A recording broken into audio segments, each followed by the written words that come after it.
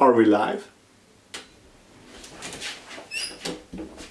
Well, hello there and welcome to Cooking Show with Anton.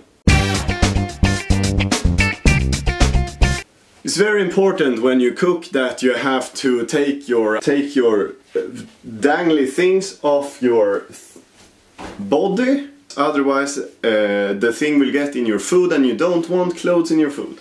As I think you're familiar with, we have to wash our hands. As a professional, I have already prepped all the stuff that I need here, so let's get started, shall we? Today we're gonna eat some chicken balls. We're gonna eat some chicken balls. It's meatballs, but the chicken version, you know. And we're gonna have some pasta and we're gonna have some bell pepper. Very good. I have already pre-cooked the pasta as well. For this we're gonna use the trustworthy stekpanna, frying pan. For those of you who don't understand Swedish. There is really not much to see here of my cooking, but you can see my face instead if you want to. It's not really a choice because right now I've put the camera up and I don't really want to move it. So, let's turn the oven. No, let's turn the stove on. At first you put some butter. This is already fluid butter, so you have to only take the butter and put it in the stekpanna like that. Take some more.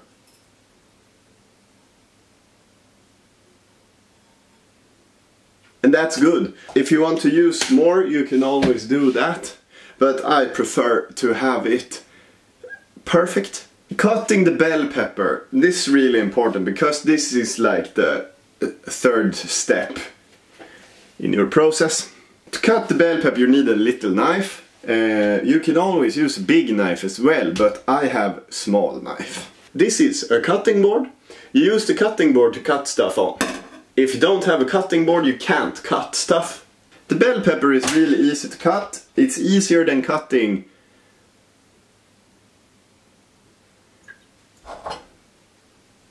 anything else. First you need to remove this part. This part right here is very crucial that you remove, because otherwise you can die. No, just kidding. You can't really die from eating this, but it's kind of disgusting. Maybe I should try it.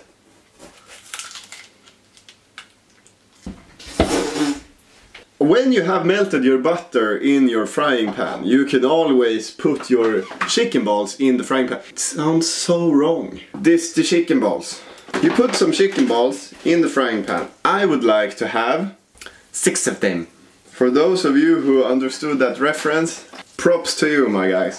You put the chicken balls in the frying pan and then you let them fry like this. On like medium heat, I don't know. You can always open up the lid on your pre-cooked pasta here. Cut it and just let it rest for a while. Meanwhile you could cut up the bell pepper. Remember, we have to cut the bell pepper on the cutting board, unless you don't want any bell pepper, of course. Do you hear this sound?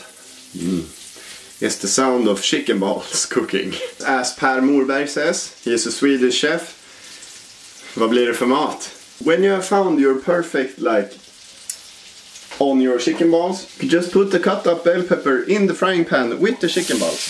Because you want them to get a nice texture. After you've done that, you could always eat some of the pasta that you pre-cooked yesterday. If you see here, my skills with the frying pan are quite superior. I almost did a flip. And now, when you have all the good stuff in there, you could just throw the rest of the good stuff, which is the pasta, in there.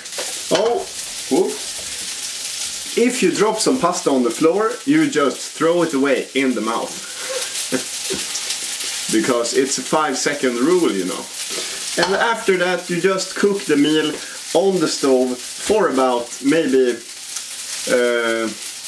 3 minutes or so, and then you have a pre-cooked meal. And there you have it, ladies and gentlemen. Cooked meal just in my liking. I really don't care if you don't like it, but if you would like to try it, that would be amazing. Please share and comment and like this video. I hope you enjoyed cooking with Anton for the first time. And if you would like some sauce on this, you could always add some. Feel free.